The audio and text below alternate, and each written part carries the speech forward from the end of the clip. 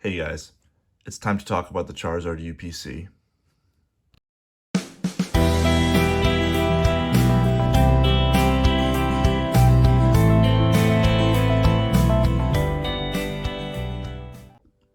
So I just wanted to make a quick video talking about the Charizard UPC. A lot of people are talking about it right now. I just want to give out my thoughts and kind of explain why I think it's so different from the Celebrations UPC, because a lot of people are kind of surprised by it right now. And really, I want to talk about why what's happening with Charizard UPC is normal, and we just haven't been used to that. So when the Celebrations UPC came out, it was the first UPC in a very long time. We had UPCs previously with like Shaman EX and stuff, like back in like 2016, but it had been a while since we got like a comparable product.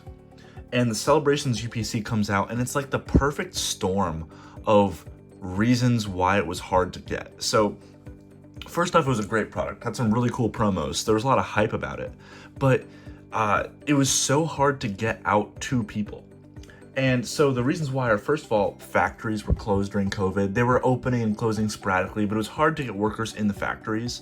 So it was very hard for them to produce the numbers they needed to. So they were kind of dealing with that, as well as there were really bad supply chain disruptions. So because shipping containers, big like freight ships, they were all getting caught in ports.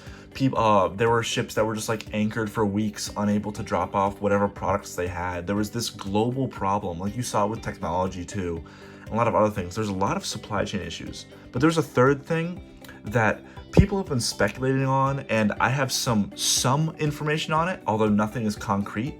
So a buddy of mine is he's in with a distributor, one of the larger distributors, and he asked the distributor why Charizard UPCs were so common compared to Celebrations. And the guy pretty much just said like, yeah, the metal cards that were in those products, the metal cards were not produced in the same factories as the normal cards were. So it caused this weird outsourcing problem, which is why it was so hard to obtain them. And I'm getting it through to two different people, so you can take that with a grain of salt. But the metal cards were quite a problem. And when people saw the Charizard UPC coming out, everyone just thought, oh, the same thing's gonna happen. All these UPCs are short printed, and they didn't really think about why the other one was short printed. Now, I'm not some prophet, but I did assume that it was gonna have a higher print run than Celebrations. I was talking about it on like Reddit subreddits and E4 and stuff like that. I thought that it would be a little bit more common, but it is way more common. And a lot of people were shocked by this. And I just want to say we are officially back in the age of like normalcy. And people that have been in the hobby for only a year or two kind of forget what that feels like. Like when all the pre-orders dropped and everyone got their GameStop allocations and stuff. Everyone went crazy. So, oh, I got mine. They thought they were lucky. And then more people got them. And they released another pre-order. And more people got them. And people started to question it a little bit.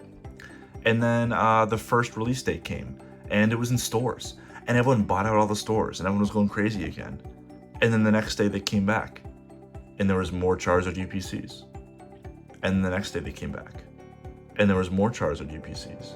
And people were saying, what's going on? Are they trying to flood the market? Are they trying to tank the value? What are they doing? And really, that's just how it's supposed to be.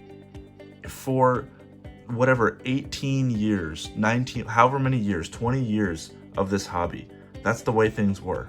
There was a release date, people got excited for a product, but then you knew, oh, if I missed it today, I can go back tomorrow and get more. Like, that's not an uncommon thing. It's just been uncommon recently. So to see this with the Zard UPCs, everyone's going crazy thinking that Pokemon's gonna print themselves into a hole like the Junk Wax era or something. And I really don't think that's the case. I think they're literally just printing to demand for now. And then this will go out of print, and then, it might rise in value, it might not, whatever. But like, for now, they're just printing and releasing because people still want the product. And that's kind of how it used to be, and people seem to forget that. So I got my two. I pre-ordered them from Target, I believe. And I realized something was up when I saw the notification on my phone that the Zard UPCs had released. I saw that notification like 2 hours after the release, and I was like, oh crap, I missed it, because I was at work. It was the middle of the day, I think. So I hopped on my phone and I ordered two, and it said, "Thanks, your order's locked in." And I was like, once that happened, I was like, all right, these cannot be that rare. The fact that I got it 2 hours after release, because everything else previously has been selling out within minutes. With like when the Evolving Skies reprint came out and all this stuff, they would sell it in like 10 minutes. So when I got it, like I wasn't even rushing. I was just casually putting in my phone number and stuff. I was like, all right, this is different. So I think we can all finally relax a little bit that now it seems like Pokemon is caught up. They understand the demand. They're not stupid. So like when they make a Charizard product, they know it's going to sell well.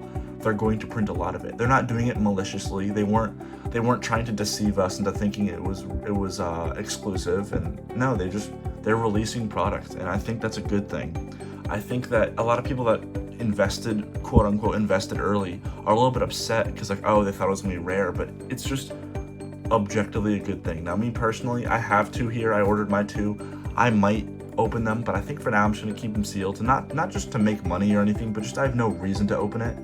And with the quality concerns I've seen with the promos and stuff, I might just keep these two sealed, and if the promos go down in price, I might just buy nice looking promos online because I don't want to deal with the whole hassle of them being off-centered and stuff. So that's just where I stand with them. What do you guys think? Did you guys get some? Are you opening them? Are you keeping them sealed? What are you doing? And just what do you think about this in general? The fact that like there is a good product that you can just get whenever you want on the shelf. Do you like it? Do you dislike it? Because personally, I think it's great. It's back to how things were before.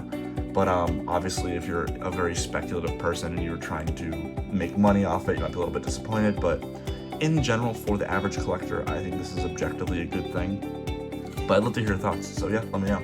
Thanks. Bye.